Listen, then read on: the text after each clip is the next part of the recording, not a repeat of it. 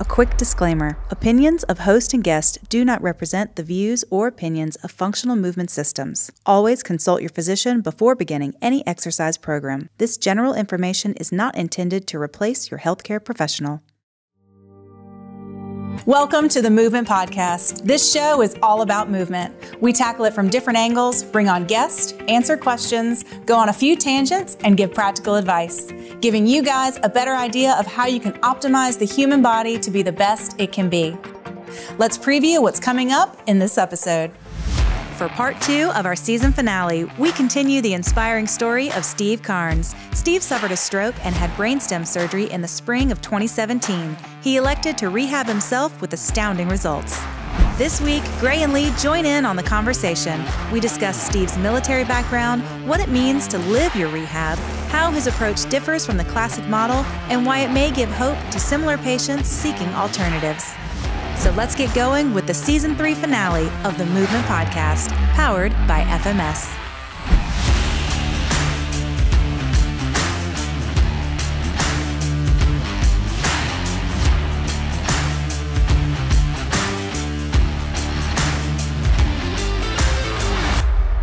Well, Steve, watching your journey after you had that injury, I think one thing that for me puts things in perspective, knowing a little bit more about you is your background in the military and the amount of discipline and determination that it took to do what you did.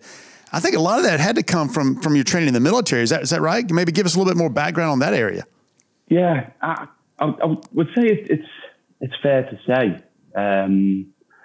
When you're actually in the situation, I suspect it's maybe a little different from the outside, because at one aspect of my view, I didn't think, right, I've got to summon determination to apply to this task. It was, well, what else are you going to do? Poor me just doesn't go anywhere.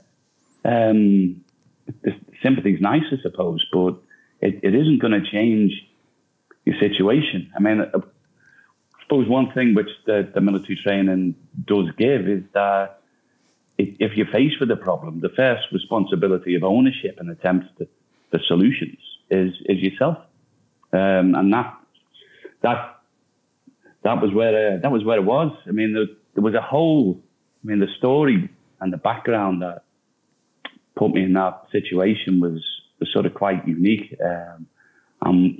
Will be more than a little different than most people who were there, although the same approach would work with them. I suppose the difference that made the difference was that time in the military, but what I did in the military and those experiences which I had with training the recruits. So that's some of what you did, Steve, and maybe give us a little bit more insight into kind of your role in the military, because I do think that's kind of fascinating and helps kind of round out this entire story for you, is that you did have a little bit of idea about training individuals, preparing them for those tests that you mentioned, but also your background in the medical aspect and being able to, get a little bit of medical training as well. And one thing that, in watching your story, that I can't imagine, when you came back in that first 7 days, one thing that I picked up on and resonated with me personally is just you were walking. And, the traditional way of thinking is to continue to walk and build on that. But your determination and your discipline to say, you know what, I'm not going to walk. I'm going to crawl. I'm going to do the neurodevelopmental sequences I know that has been around since humans have been here. I'm going to do that. And as much as I want to walk and as much as people will tell me I should be walking, you're not going to do that. And I think that's what I picked up on. But I think what you're talking about with your training and some of the areas that you got into, that really helped set the stage for what that journey that put you on once you had that injury. Or not injury, yeah, but sustained that problem. Possibly, which ironically was an assistance. Maybe something that I suspect my wife and daughter would describe as my pathological certainty that I'm always right. I know how that is with the guy sitting over here beside me. Well, if you are, then that's called grit, and if you're not, it's called an accident. So yeah, or wrong. Yeah. So I did have absolute certainty that was the way to go. Previously, with my success with the we're changing the recruits training program, and I'm basing it on a movement pattern and regional interdependence approach, and then ever more with paying attention to the neuro-developmental sequence to try to clean up quality. This is straight up. I honestly used to wonder why they didn't use it with brain injury patients. And then, hey presto, I was given the chance to walk me talk quite literally. Well, in PT school, my eyes were open to the fact that in a few unique pockets, that most of the neuro appreciation I have was from situations where all of that motor control is taken from you, and how a more natural approach gets you back. And the one thing I wanted to get back to where you and Lee started is you were in a position to physically appraise a bunch of individuals who had physical tasks ahead of them and may or may not had awareness of what their abilities were. And whether you're testing them or screening them or just trying to break them in half, I think one of the things that probably became immediately apparent to you is some people are very disconnected from their awareness of their physical abilities or physical functions or physical limitations. And some people are tied right into that. And what you said about what you were faced with on your personal application of this was the fact that no illusions. This is a realistic situation. They're telling me there's one way out of this hole. Another way out of this hole makes perfect sense. And I think you managed your awareness of the situation. You probably protected the situation from getting worse while you were pursuing a different corrective path. And that's just the pragmatic and practical military mind being resourceful with what you had right in front of you. And the bottom line is the mechanics of the human body are the same, regardless where on the scale you are, whether you're looking for high performance, whether you're looking to actually just learn movement, or whether you're just trying to get by. It's just physics, biomechanical advantage. And we've all got the same broad specification. So it's just whether the parameters of frequency, duration, and intensity, whether they show up your flaws, and where you are on that graph will dictate whether the symptoms show or not. Came over to Raleigh in 2014. It was the FMS 1 and 2 there. And I think it was the Perform Better Summit as well. And there was one of the guys presented on the Neuro-developmental Sequence. Greg Rose did a brilliant piece on neuroplasticity. There was a piece that I think I've heard you talk about this before, Greg, with when he was over in Portugal with the kids and the golf. Is this registered? Yep. Yeah, oh yeah. The junior golf development. Yep, the golf development program.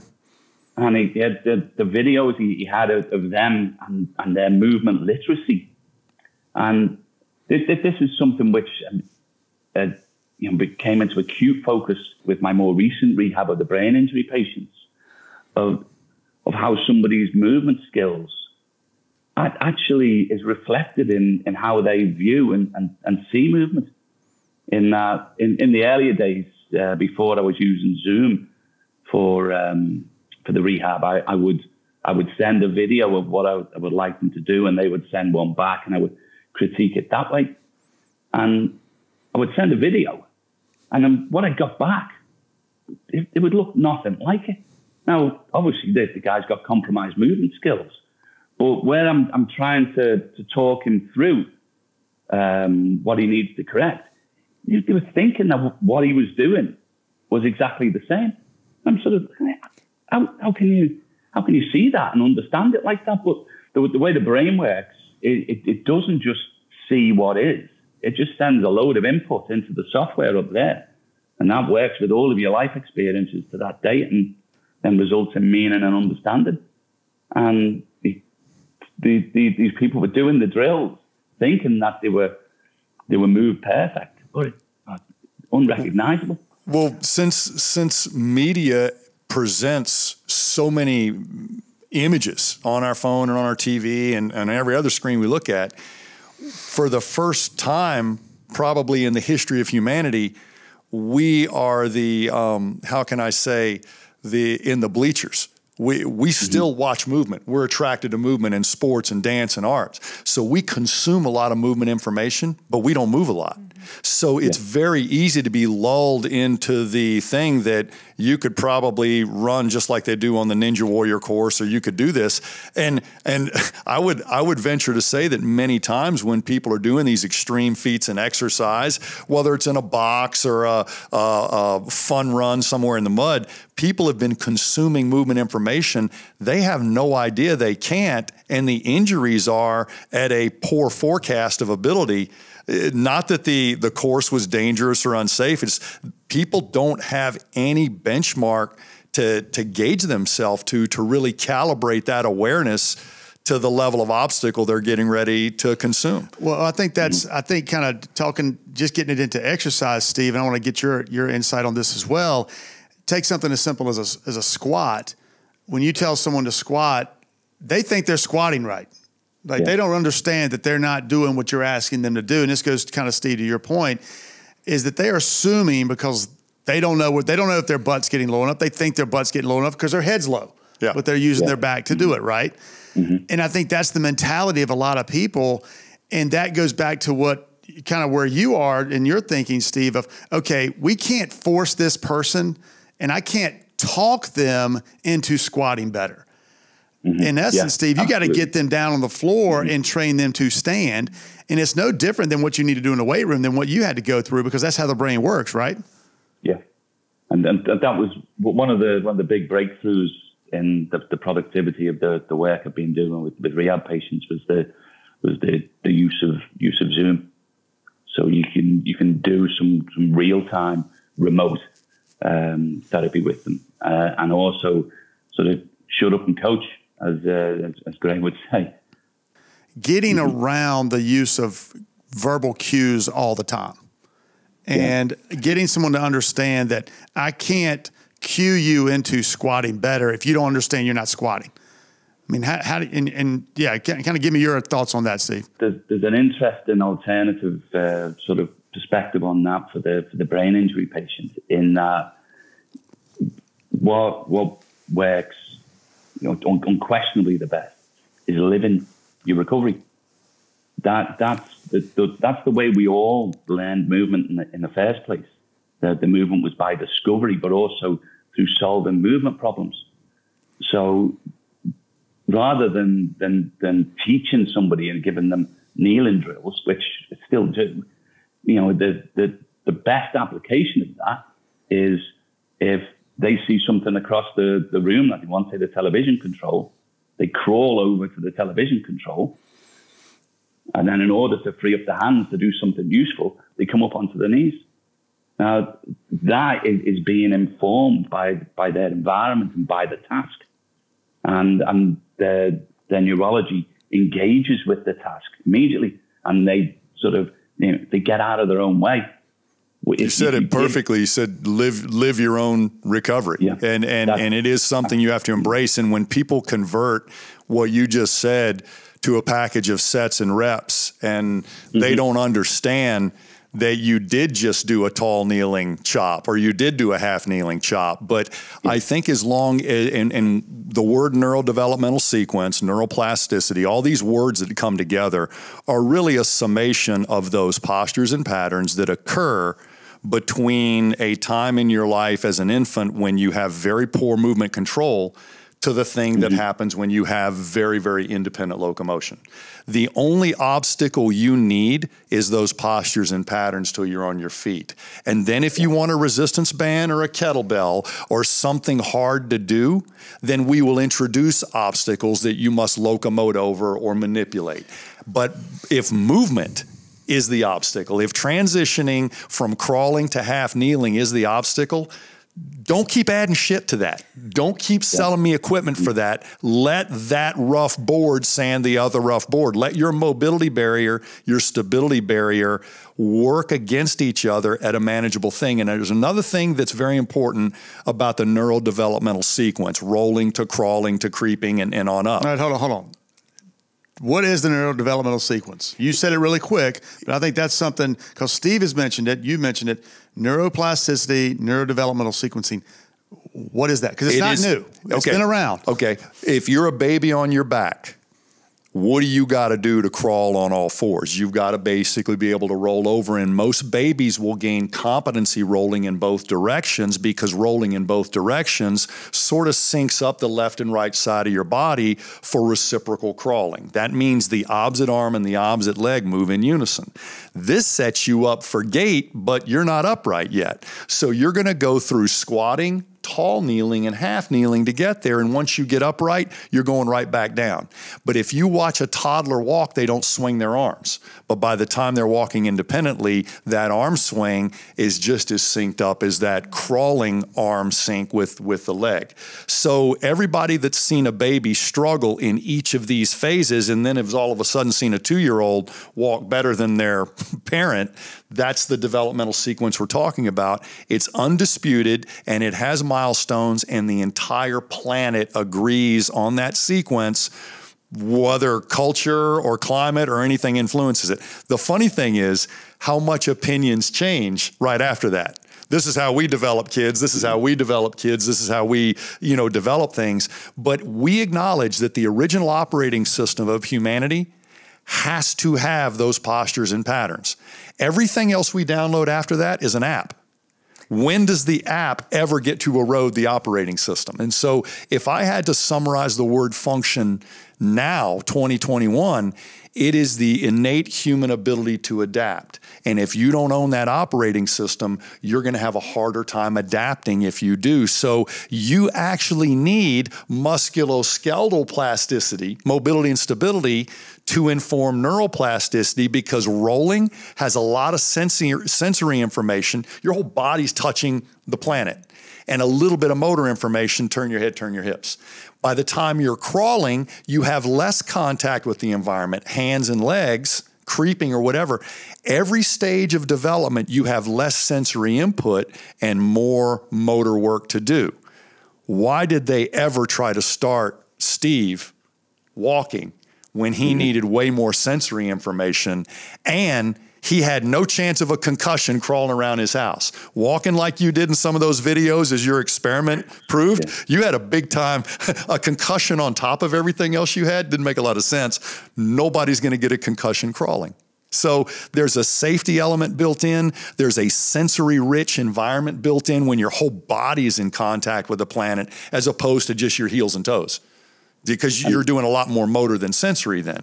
But doesn't this just make inductive sense? And so many people just don't have time to do it that way. And yet nature says this is the way to do it, whether it's an extreme situation like Steve's, or whether it's a very, very inconvenient thing like, Lee, you got to fix your left hip before you do swings again.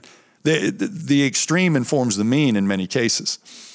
And there's a huge mental aspect to both the learning, the acquisition, and the execution of movement, in that if movement is cognitively controlled, like if you're saying put the left foot there, put the right foot there, and shift your weight, that doesn't translate to the sports field, or that doesn't translate to natural movement. This concept of being able to get out of your own way and have the reason to move instruct your neurology how to best respond to it. And if you provide that reason to move, like for instance a bottom up kettlebell in a Turkish get up, that talks to you all of the way up, and it will sort of like say, look, if you want to transition to that posture, this is where that knee's got to go, or this is where you've got to shift your center of gravity. However, if you've just got a bland drill of doing reps, or if they think they're doing squats and they're just doing knee dips, it doesn't communicate. It won't translate to performance. It'll translate to isolating and building a bigger muscle, which admittedly that's what a lot of people want. But if somebody wants movement competency, then that's just gonna get in the way. When you denied yourself the ego candy of walking. Even though you knew you could stand up and walk, you felt that it required full concentration. You had an appreciation that if walking isn't subconscious or nearly automatic, motoric in its thing, then I don't want it. Meaning that's your way of denying yourself often until you got well. But Lee just looked at me when you denied yourself that ability, because let's be honest, both Lee and I, if we had to watch one of our parents crawl in rehab, there's a small bit of humility that I just want to see mom stand back up. I want to see dad stand back up. Yeah. But if we can deny ourselves that ego candy for about 5 freaking minutes in the real span of things, you can actually have most of that walking back. But I think there's something that we all must remind ourselves, that gratification to be upright isn't worth learning to do it wrong or having to think your way through every step the rest of your life. It's okay if Lee dances that way, which I think he does, but the other movements in life that are meaningful also need to be automatic.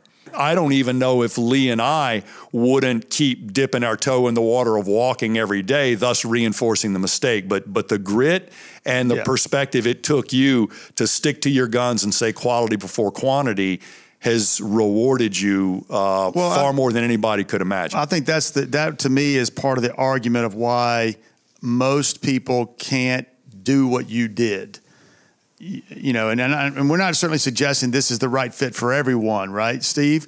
But a lot of people don't have that determination to say, I'm going to do this until I'm going to crawl, I'm going to roll, I'm going to do all the things that you did without walking, and knowing that, yeah, I can walk, but it's not going to get me to my outcome, which is walking well. I want to walk well before I walk a lot. But I had that total conviction that was the route. I mean, I think given that this hadn't been proven practice before, I suppose I could maybe give myself credit for running with that belief. But if it was recognised, or if the guys wearing white coats were saying, right, this is the gold standard treatment, people would buy into it and do it. I'm sure they would, because it could be pretty terrifying in some ways. If you feel, right, that's it, this is as good as it gets, I can't walk. I mean, the classic model, I presented at the World Congress for Neuro-Rehabilitation in October of last year, and they had a headline presentation about relearning to walk. And what was advocated in that was, first of all, is that what you do immediately is you get the patient to try to walk. If they can't walk by themselves, they walk with assistance. And it's just repetitive. And they use the word high intensity. I don't know quite where that got in there, but high intensity attempts to walk. And then if they're not walking by 6 months, you stop trying to teach them to walk, and you learn your coping mechanisms. I was like, wow, this is what's being advocated. When the stroke and brain injury recovery gets split into, I think, first 7 days is the acute phase, subacute 7 days to 3 months, late subacute 3 months to 6, and then it's the chronic stage thereafter. And so they were saying that once in the chronic stage, no significant improvement is possible. And they define the chronic stage where they cease to get success, not where success is limited. They basically are reporting their failures and then saying that's the end line. Exactly. And to be honest with you, Steve, when you were telling us about the military and the 1% pass rate, how many sports industries and governments in a physical standard, when they see it erodes that much, they just move the bar down. So and I've said, for the last 100 years, average ain't normal. It's just average, but it's not normal. If you want to see normal, watch a baby learn to walk. If it takes 21 months and you lose your independence, like you did, brother, there's your time span right there. If you want independence, you're going to have to give it up temporarily, but you'll get it back tenfold if you do that. If you insist on ambulating with an assisted device right now to save face, you will erode the natural operating system that's trying to rebuild itself. And I would whilst it's probably fair to say I'm not average, I absolutely am normal. I don't have any magic genes whatsoever. In all the peer groups I've been in, I have never, ever even been remotely close to being the most physically talented. I mean, I've always had a lot of application. And, I suppose I backed it up with a fair bit of knowledge as well. But I've never been sort of gifted genetically. And so anyone could achieve what I did. But one of the things is, and this is the big one that the classic model misses, is that the majority of people who suffer brain injury is acquired brain injury, stroke, things of that nature. And the majority of them are going to be 40 or 50 plus, overwhelmingly. Now, in the Western world, at least, how many 40 plus people have got anything even remotely approaching or authentic mobility?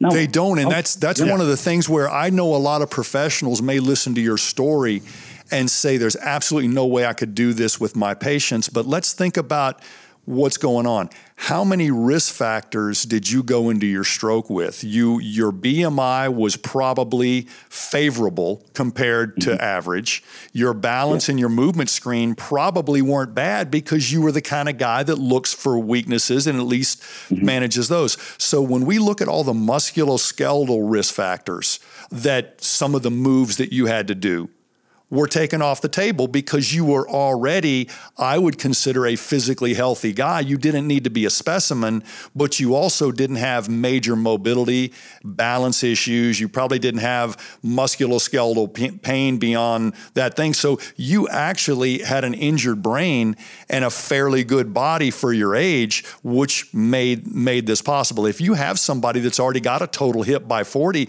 and this were to happen, yes, you have to work around that too, but it does not mean it's impossible. So a lot of people are going to maybe face some of what you faced with a lot worse body, but it still doesn't mean you can't figure it out. Know your orthopedic restrictions, know your neurological restrictions. There's a razor's edge in between. You either got the guts to do it or not. And that's what professionals need to say. So not everybody can do it as fast or well as you, but you also manage your risk factors beforehand. How many people get to manage their risk factors at the exact same time they're going to get to manage a brain injury? Physical inactivity is a leading contributor to many health-related problems, but throwing a lot of exercise at it without looking at movement quality can just make the problem worse. At FMS, we are wanting to empower everyone to see movement through the lens of function. So for a limited time, we are offering our course, A Common Sense Approach to Evaluating Movement, for free to our podcast listeners. Visit functionalmovement.com and get your free course today. Follow the link in the description and use promo code CSAPOD at checkout.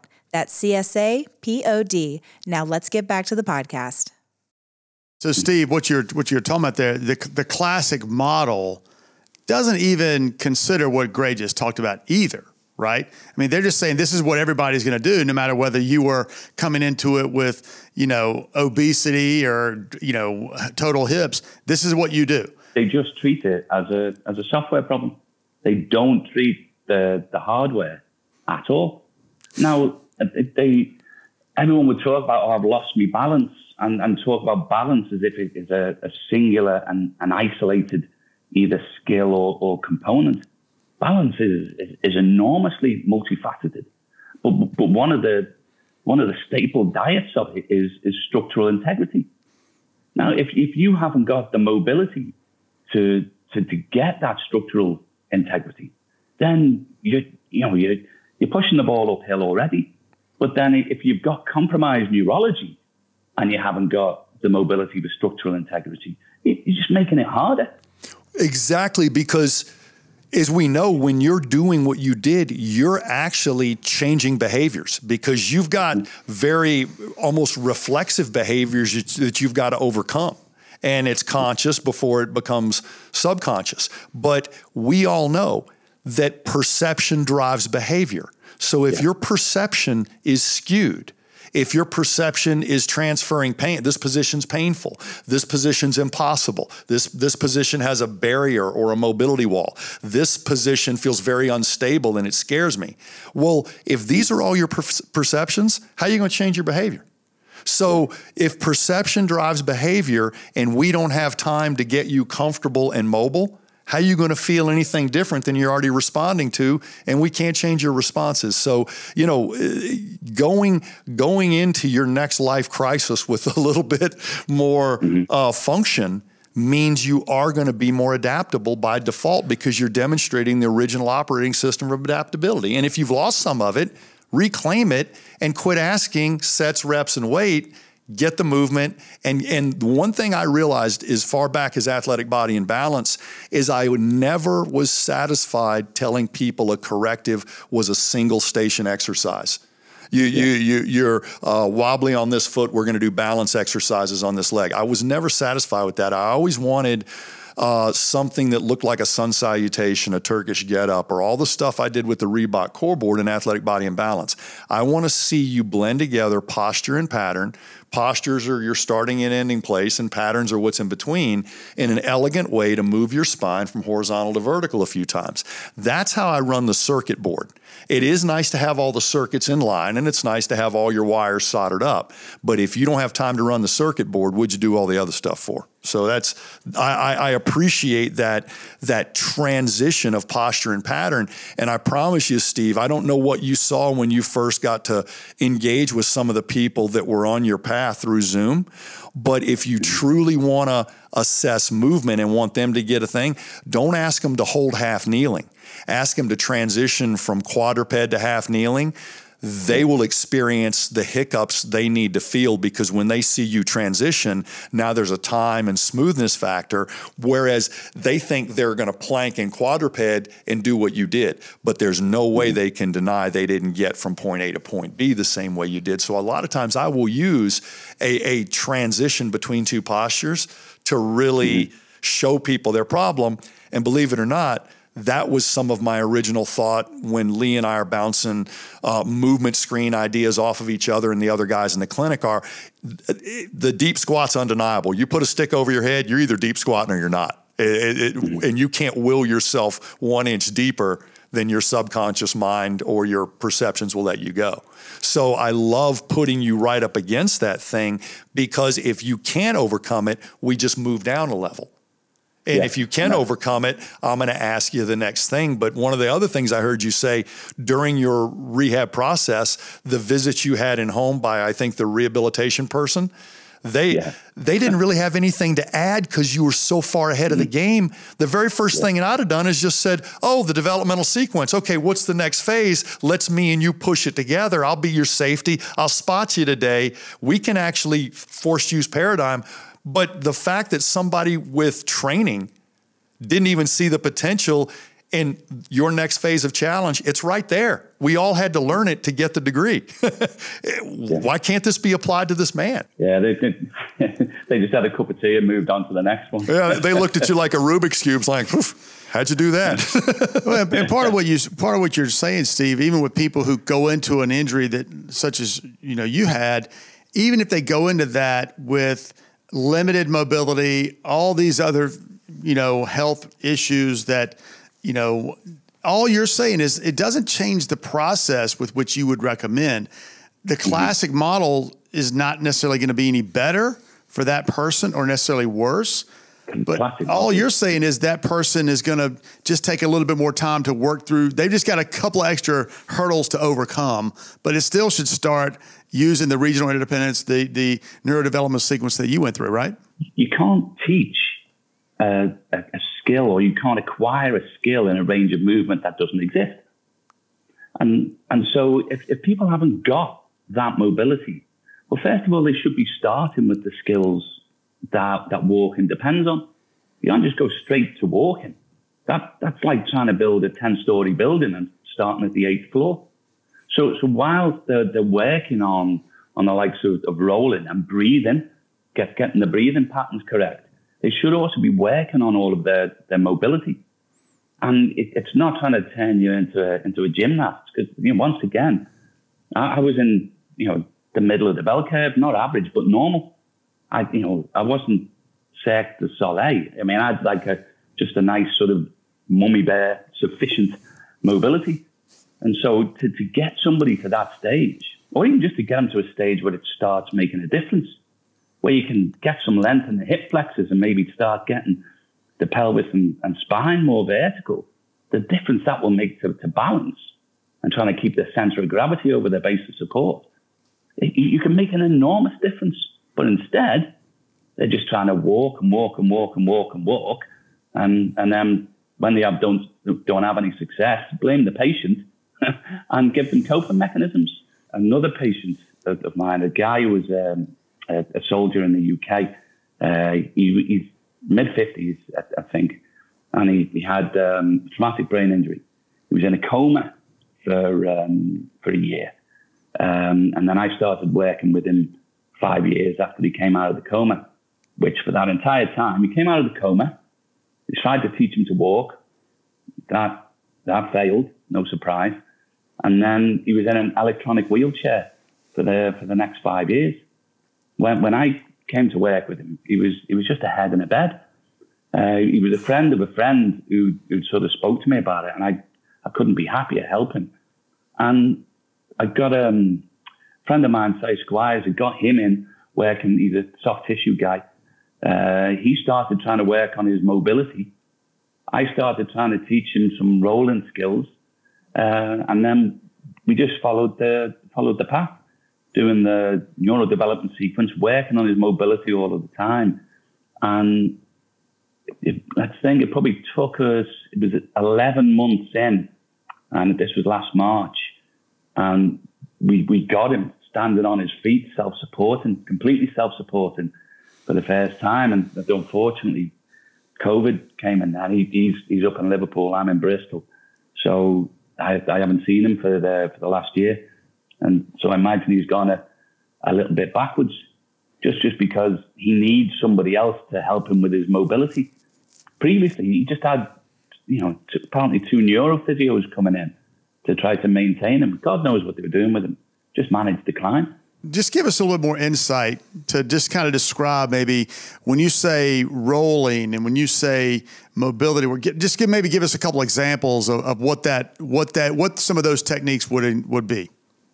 What you'd have to try and achieve is the dissociation of the shoulders and the pelvis along a stable spine. Now, I'm probably going to have to do some quick maths and embarrass myself, but I think along the length of that, what are we looking at? 22 different vertebrae and joints going there. That sounds right, whatever. Lee's a great anatomist. Yeah. If you've got the shoulders and hips pointing in different directions, then every single one of those vertebrae is going to be in a unique position. Now, neurologically, that's huge. And so the first time we learn that skill is as babies lying on the floor. So we haven't got the challenge of gravity. We haven't got a cost of failure. And so we're able to learn this really complex skill of all of that unique movement. And we don't get given it as a set drill back in the day. A baby sees something, it gets turned over and looks. There's reactive neurology, which will take place with respect to your vision. So the baby looks, sees something it wants, and then it reaches. But that reach then turns the shoulder girdle and then gets that dissociation in the spine. And let me add this in, when babies roll prior to that, it's actually called a log roll. They roll like a little piece of sausage, and it's just by splinting everything and sort of throwing their momentum in one direction.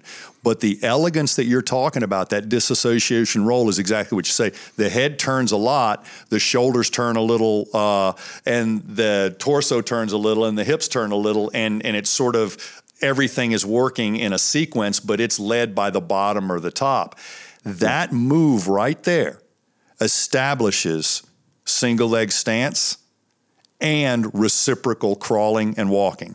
It is the dissociation in rolling when you go from a log roll, which is everything goes together, to that segmental top down, bottom up that allows you to step and stride or creep and crawl later on. So the possibility of rolling is there before rolling with dissociation well. And usually one side gets it quicker than the other. And so those baselines are just there for you to keep refining and doing it. But when you see that elegant dissociation, they almost look as effortless as a rag doll, and they're generating far less effort and actually rolling more. Whereas in the very beginning, it's so frustrating for some people, they'll actually fatigue before the lesson plan is complete for the day. But it's not that you didn't at least create a groove in those neural pathways that you can pick back up tomorrow. If you can use a reason to move in those drills, and sometimes not even like tell them. Purpose-driven, yes. No, I didn't mean to gloss over that. That is the second thing. If there is a drive and purpose, a multi-sensory reason for doing X, all the better, because the purpose, the drive, the engagement, and the interest is what makes a baby move from point A to point B. Well, one of the best examples I had of that, and of the whole shooting match, really, there was a guy, functional neurological disorder patient. He'd had a nervous breakdown and lost all of his movement skills. But he was mid-40s, I think, reasonably active, reasonably good mobility, or sufficient. And also, compared to the other patients I would normally work with, there's no physical damage in there. But the rehab he was getting, it just wasn't going nowhere with him. I had just over 1 weekend of retraining the neuro-developmental sequence and giving him flows of putting things together. After that weekend, he was back walking and integrating with his life. And see, people are going to ask you, well, what's the one exercise that puts you over the top? Knowing that kind of question destroys the fact of you even letting them know what happened. It's the dance. We created a scaled dance that was sensory rich and challenging. And that dance seems so similar to the original dance that was still in here that we got the steps down. But people are, it's the exercise knowledge that you had in your military conditioning background. How much of that served you getting back on your feet when it was personally relevant? That's for performance on the back end of functional independence. And that's where the two, there's a sequence. If you don't have functional independence or functional competency, those performance things actually impose risk and hurt your adaptability. They don't enhance it. But it takes a while to see it, so we keep doing it. We don't realize that my future accident is a result of my current behavior. Well, Steve, I got a question based off the example you just gave us, where you saw someone and over a weekend you really saw some significant improvements.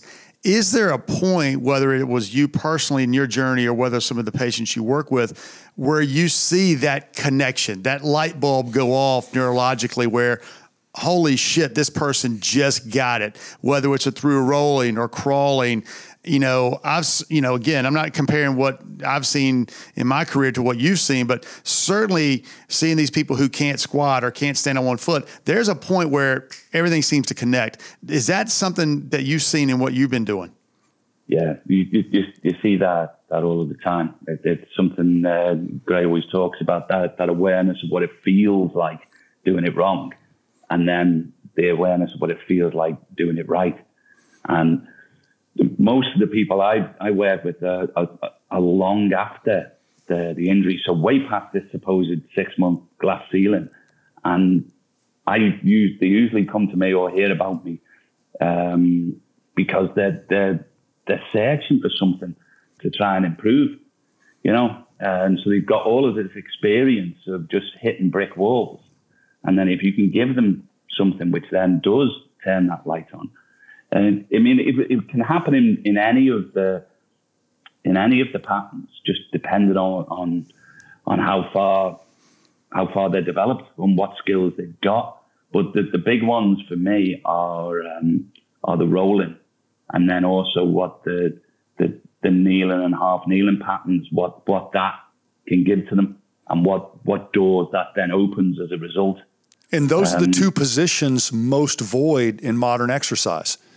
Until we started doing chops and lifts on knees, other than maybe some yoga moves or Turkish get-up, people didn't even consider, why am I on my knees exercising? Not realizing that taking all the compensations from your knees and feet really makes you own your core that much more. And then rolling. When we introduced rolling back into orthopedics, everybody had maybe an inkling of doing it with kids and in stroke rehab, but when somebody sustained a horrible orthopedic neck injury, they just install their neck range of motion and never go back and make sure that neck range of motion and the trunk work together at each level of the places where they're going to have to work together. You know, they never even do. So the glass ceilings that a lot of people in our profession impose, whether it's training, weight loss, brain surgery, it doesn't matter. What these glass ceilings are, announce your limitations. They don't announce the limitations of the human spirit, because most of these people that are contacting you, they know there's more in them. And nobody's getting it out, so they just find somebody who's done it instead of somebody who talks about it. But I want to say one thing to all of us in healthcare. Don't you dare hold that glass ceiling. If a pilot makes a mistake, he dies too. All right? He dies with everybody. You make a mistake, you're going to send somebody on a trajectory, and they might not meet Steve. So I take that personally. When you're a pilot and you make a mistake, you get to eat it too. When you're in healthcare and you impose a glass ceiling that's more about your ability or perspective than it is the person's potential, I wish you would have to walk in their shoes, and then maybe you wouldn't be so quick to limit progress. That's the tragedy that's out there, because there's so many people in this situation who've got all the motivation and determination that I had, but they hadn't had exposure to my path to that point. And so people are telling them to do these things. They're pouring all their effort into it, and they're just butting up against that glass ceiling. The lady I work with over in, the young girl over in Ohio, Chelsea, yes, I contacted her first of all, because in some of either the charities or the Facebook groups I work with, she would post her attempts at her recovery, and she was 26 when she had a pontine brainstem stroke, a real bad one. She had everything going for her, and then 26 years old, it smashed her to bits. Balance, walking skills, all movement skills completely gone. Vision skills massively compromised. Voice significantly compromised as well. And yet her attitude, every time I see her, is pouring effort into it. But then you just see it. You know, they would have her doing things, I don't know, working on weight machines, as if trying to build a bigger muscle, and then having her suspended from the ceiling on a walker when she's just got no movement skills at all. And I think it was something Lee was touching on earlier. But everyone in the room is sort of happy that what she's doing sort of looks a bit like walking. It get there. And well, I'd say I reached out to her first of all, but sort of like every unsolicited contact from a 50-odd-year-old bloke to a very attractive mid-20s girl. Just odd. And I probably got put on some list on a Ohio Police Department. But when I came over to New Jersey, I did a seminar of my own. One of the Facebook groups I was involved in, it was heavily populated with people from the US. So I said that when I come over, I'd give a seminar out there. And then the place where there was most interest was in Ohio. And there was so much synchronicity going on. There's a mate of mine who I met in Raleigh, Patrick Prisborowski, on FMS 1 and 2. Well, he's got his own Pilates practice out in Ohio. So he lent me his facility for free. And then he was actually only 15 minutes down the road from Chelsea. So Chelsea attended the seminar, and then that's where I met her then. And then everything sort of followed on from there. And now Patrick also sees her once a week. So he can do in-person training with her, and we can discuss things. And so she's coming on great now. I started working with her, I think it was 3.5 years post-surgery. She'd had gold-plated medical insurance. She had 3 months inpatient rehab, and then between 1 and 3 physio visits per week thereafter, until they said, sorry, there's nothing more we can do with it. She had a SARA assessment, that's a scale and rating for ataxia. Now, I think it's something like, if you score 16.25 on it, you're in severe dependence for activities of daily life. Higher than 17, you're wheelchair dependent for ambulation. And Chelsea scored 20. But in going with it, her mobility was great, which was a real asset. We've addressed things using the Neuro-developmental Sequence from the ground up. And, well, at the moment, she's walking with assistance at the minute. But the big thing with Chelsea, what she really bought into, was living her recovery. The walker got slung, and she just crawled around the house whenever she needed had mobility needs. We've had her climbing on an indoor climbing wall. That's brought her on hugely. It's been fantastic to be a part of, to be honest. How was that process, Steve? So you did that obviously you did it all remote, where you would just do Zoom contact, like Zoom calls, or was this even before Zoom was such a big thing? I first met her when I went over to Ohio it was 2019. And I did my seminar then. So hopefully she was able to take something out of the seminar. And then we started down the pathway of her asking advice and then swapping videos. And I would send a video of what I would recommend, and then I would critique the one that came back. But where the graph went like a hockey stick was last March with the lockdowns. Because all of a sudden, both of us had a lot of time on our hands. Zoom became the universal form of communication. She stuck a pair of AirPods in, and then we were doing live sessions every day. And then that was when, things just went through the roof. As a thank you for supporting the podcast, FMS is offering an exclusive discount of 30% off our Fundamental Capacity Screen online course. So if you're FMS certified, this deal's for you. And if you're not FMS certified, go get certified, and this deal's for you. In this course, you'll learn how to get your clients and athletes on the most efficient path to optimal performance. We cover the 4 key components of fitness, how to test these components, and strategies for correcting and conditioning. You'll receive over 2 hours of video instruction, the FCS manual, and after you pass the exam, you'll access a free year of FMS Pro membership, including the FMS Pro app. Please note that the FMS Level 1 certification is a prerequisite to the FCS certification. To receive 30% off your FCS course today, use promo code FCSPOD30 at checkout. That's FCSPOD30 at checkout.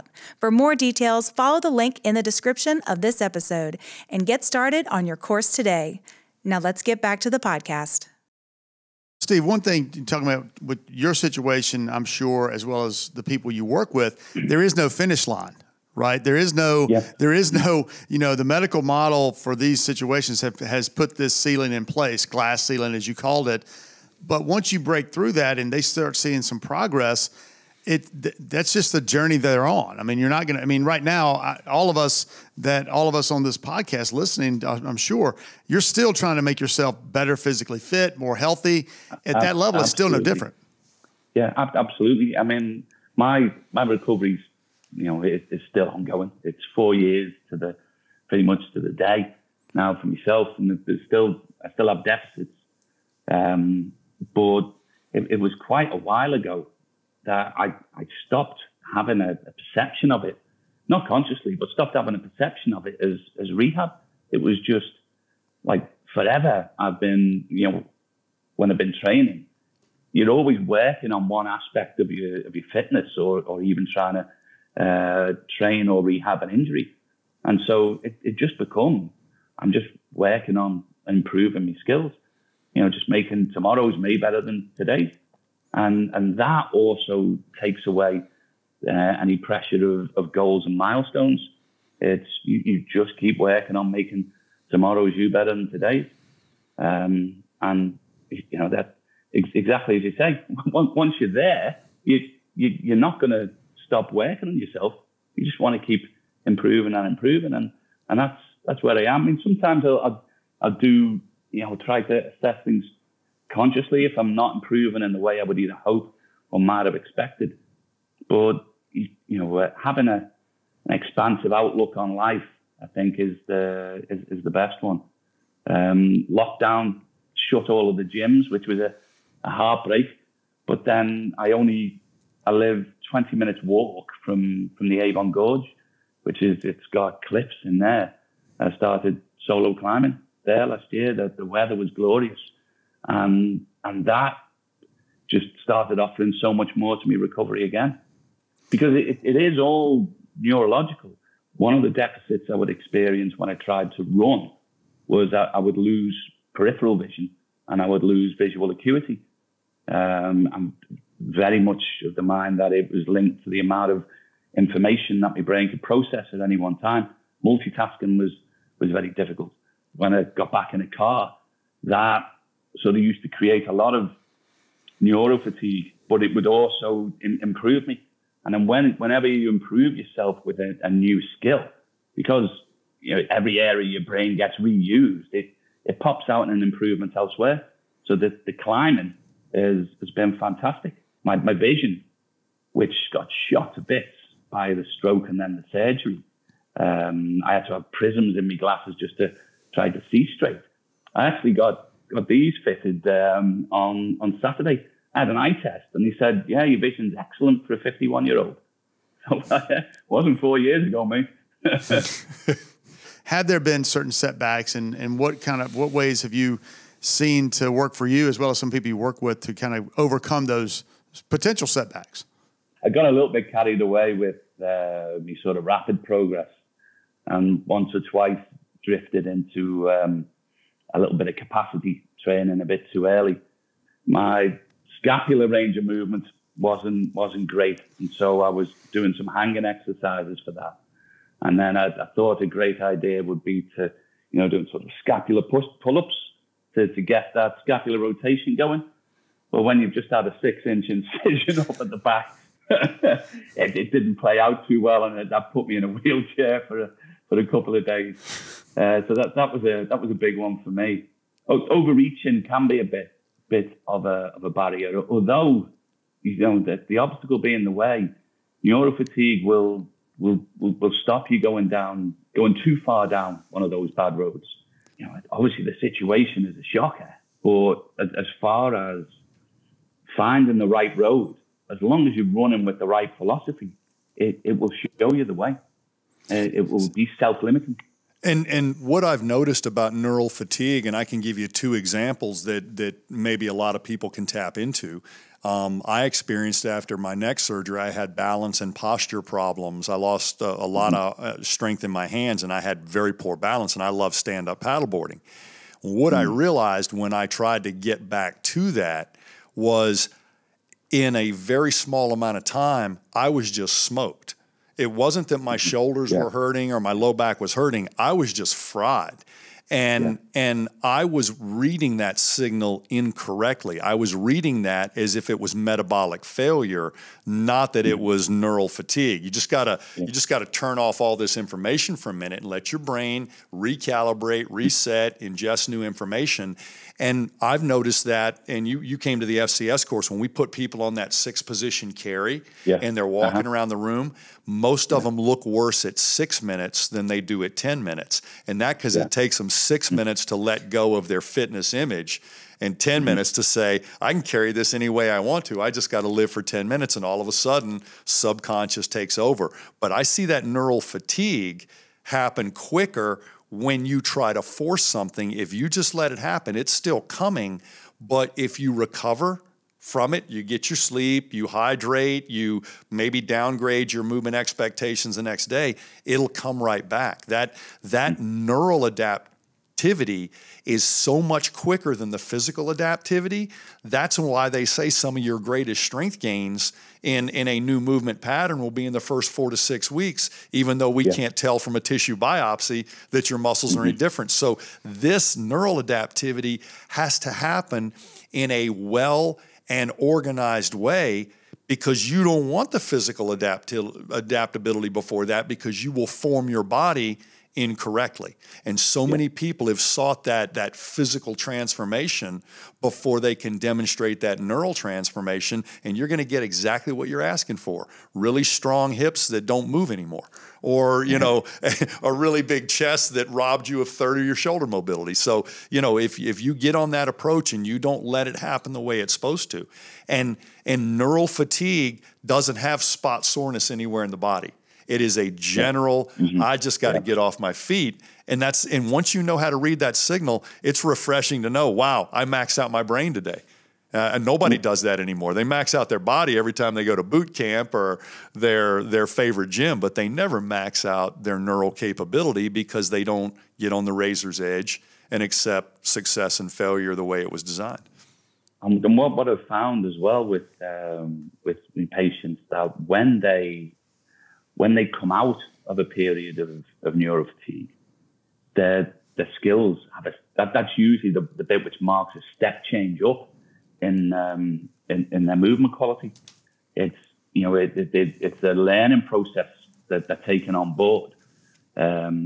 Sleep is the magic source. That is what they need to process that and come out of the other side. Sometimes it can take a week.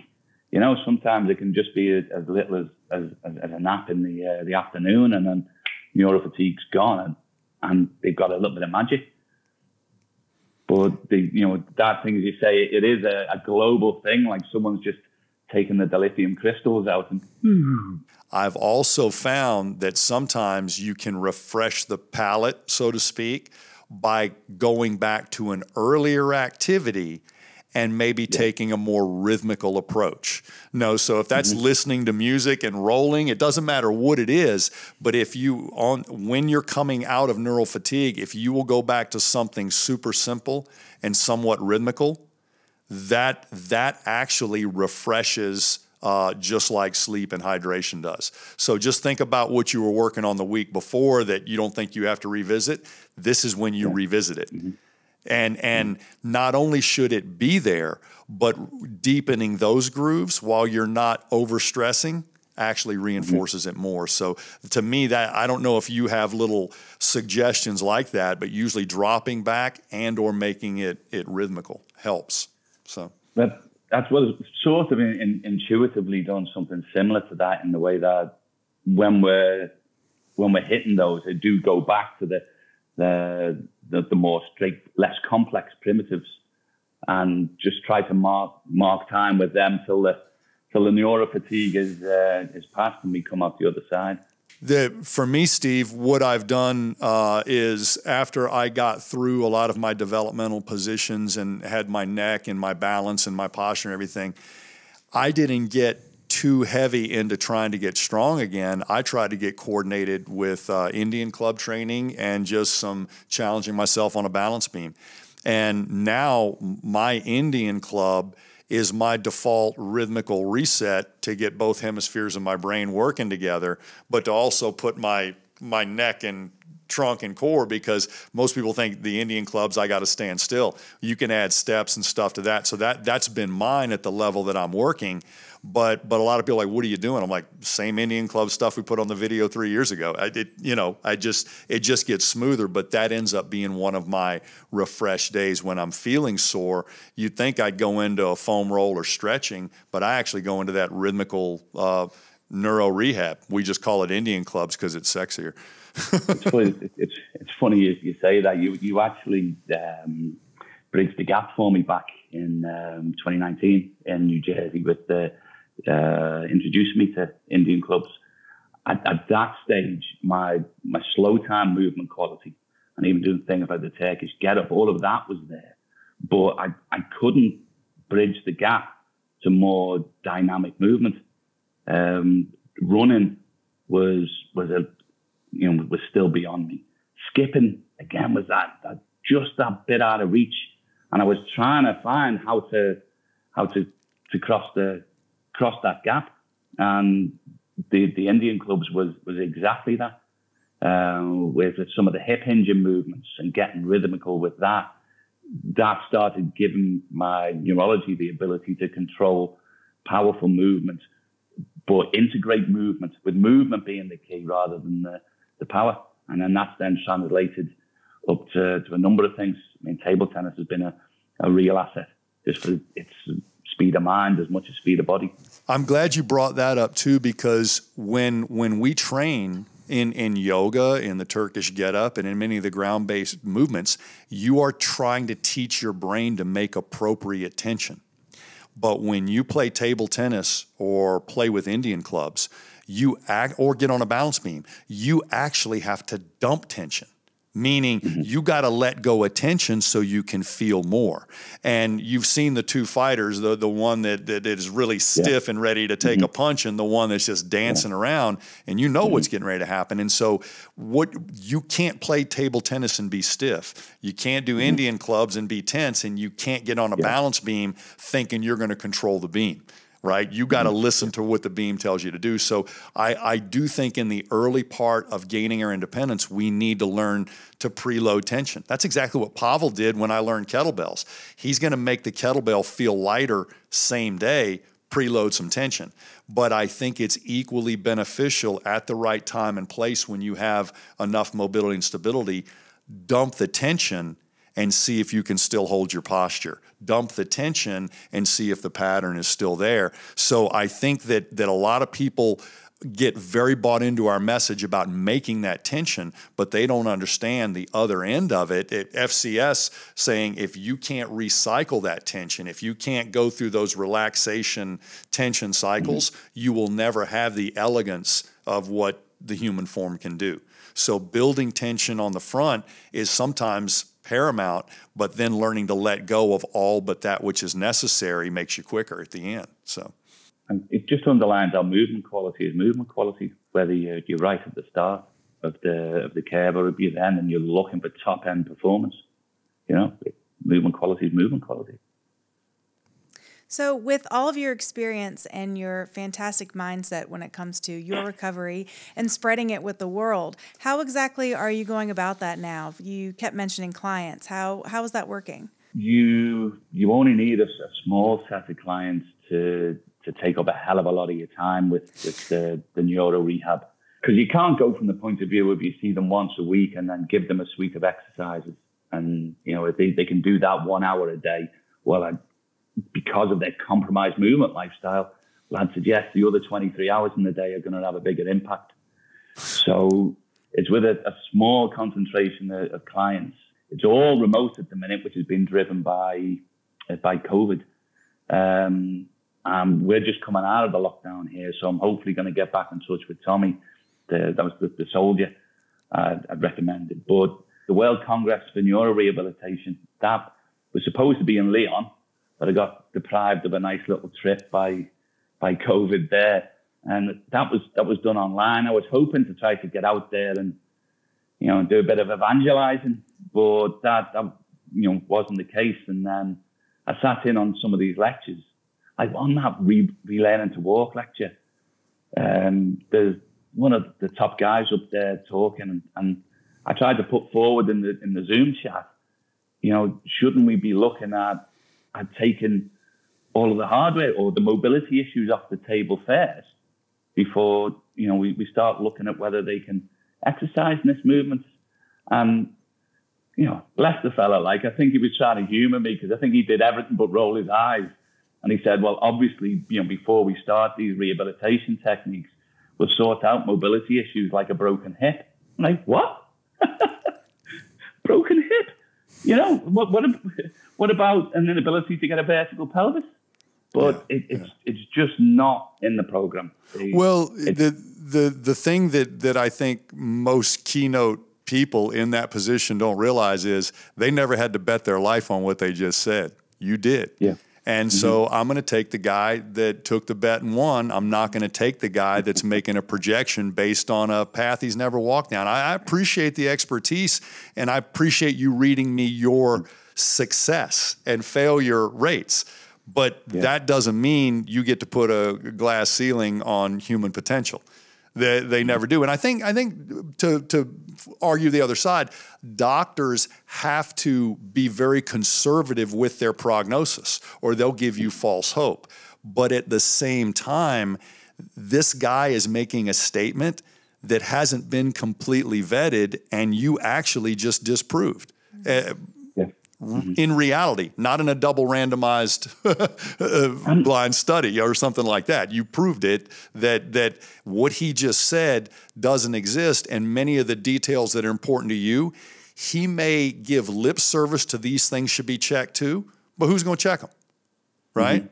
Who's going to do that? Everybody with their recommendation always thinks somebody else is going to handle all those other systems, and a system needs to handle all comers and put you right where you belong. It's up to you whether you want to live your rehab or just consume it for 29 minutes a day until your insurance stops paying, which in the States is most of the reason why you reach maximum medical improvement. It's got nothing to do with your function or your ability. It's got to do with your third-party payer. but chronic, people in the chronic stage of stroke disability, that's the biggest cost center in U.S. Health insurance. You've got something like between 3 and 7 million people in the chronic recovery phase who are going to be sucking up all of these resources, and the approach is sort of managed decline.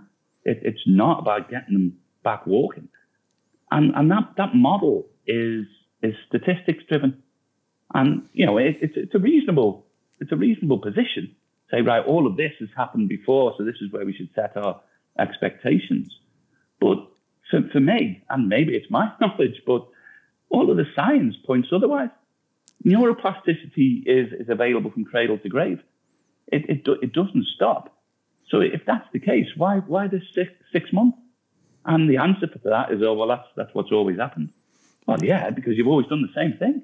Well, hopefully, Steve, it does sound like to me you're on that path. You're the disruptor in that world right now, and I think that's what it's going to take is someone. And I think it sounds like to me, listening to you talk now, that's the role you're trying to play is going to the conferences, listening to some of these quote unquote experts talk about what they have found, what's the statistics, and in Gray's world, what he says average is not necessarily normal. That's what they're looking at. That's what the statistics are saying. This is where in 6 months they should be, and raise your hands, and that's what it is. But I think with what you're doing and some of the people, the successes you're having, should hopefully. Your story can get a hold of some physician, some expert out there that's willing to take the chance to do the research, because that's what it's going to take. It's going to take research. It's going to take some other data out there to really start to move the needle where, at these conferences, people start to take a little bit different look and start changing little things. But unfortunately, we see these experts and academics make a professional change when it's their spouse or their child that is faced with what you're faced. And then they realize, oh my gosh, if this is all my expertise can do for this person I love, I'm not satisfied. And only then and then do they go deep and they come out the other side. And that's unfortunate that it's got to be that way, but confirmation bias is easy to recognize in others and impossible to recognize in yourself. And I heard an economist say this the other day: if you want to recognize confirmation bias in yourself, follow a system and see how many times you deviate from that system. It's the only way to fix it. And so if this neurodevelopmental sequence is universally good enough for every brain that's ever been on this planet, then when that brain has an interrupt, tell me why this is probably not something to lean toward. The brain has already said, this is the way I want my meal of movement consumed. And if that meal is ever interrupted, don't pick up where I left off. Go back to the beginning and make sure all those dominoes line up. And then, yeah, it will be automatic, and you can take all the credit for it you want. And Steve, do you feel like that's like your next chapter? Doing what you're doing, getting out there. I mean, you got your story on YouTube. Obviously we're having you on because this story is so fascinating to hear and have the person, then the lives you're starting to touch. Even though it's a small, as you said, you can't handle 500 individuals. Yeah. But is this kind of the direction you see yourself playing? Absolutely. I've just been trying to give amplification to the message. I've had some success with some of the hospitals and some of the sort of forums in the UK, but as I say, COVID has been the great disruptor, hasn't it? It's gotten in the way of so many things. So trying to push the message out, but I'm a little bit like Sisyphus at the minute. If you know your Greek mythology, as the guy constantly pushing the ball up the hill. Don't worry though. Don't worry. It's a different age, and I think you've looked at all angles of it. The thing that I want people to take away from this is when you are faced with something is life-threatening and life quality threatening as a brain injury, this sequence works. It still blows me away how many people will not adopt this for simple orthopedic problems, spinal surgery, extremity surgery. It's not going to nearly be the path that you had to do, and they will have a different journey. But gaining your postures and patterns back in that natural and elegant way, whatever the obstacle you're gonna hit an obstacle. It's going to be orthopedic, it's going to be neurological, it's going to be mobility, stability, but live your rehab is what I'm hearing you say, whether it happens to your brain or your back or your big toe. Yeah. Movement is the solution to a movement problem. I think that was on an earlier podcast. Did Lee say that? Somebody has to decipher your shit. Well, thank you so much, Steve, for sharing your story. We really appreciate you coming on and being on the podcast and having this conversation with us. And we hope to just project it more to the masses and maybe get some more people involved. Yeah, well, it's been an absolute pleasure. And you're around, by the way, Greg, if you remember. Oh, yeah, it is. It is. I always leave when somebody else is buying before it comes back around to me, but okay, you caught me. Yeah. I really enjoyed it. Thanks to all of you. Thank you for the work you're doing. Thank you so much for what you're doing. That's it for this season of the Movement Podcast. Thanks for listening. We'll be back in a few weeks. Until then, catch up on any episodes you may have missed, and if you like what you heard, please like and subscribe. And until next season, remember to first move well and then move often.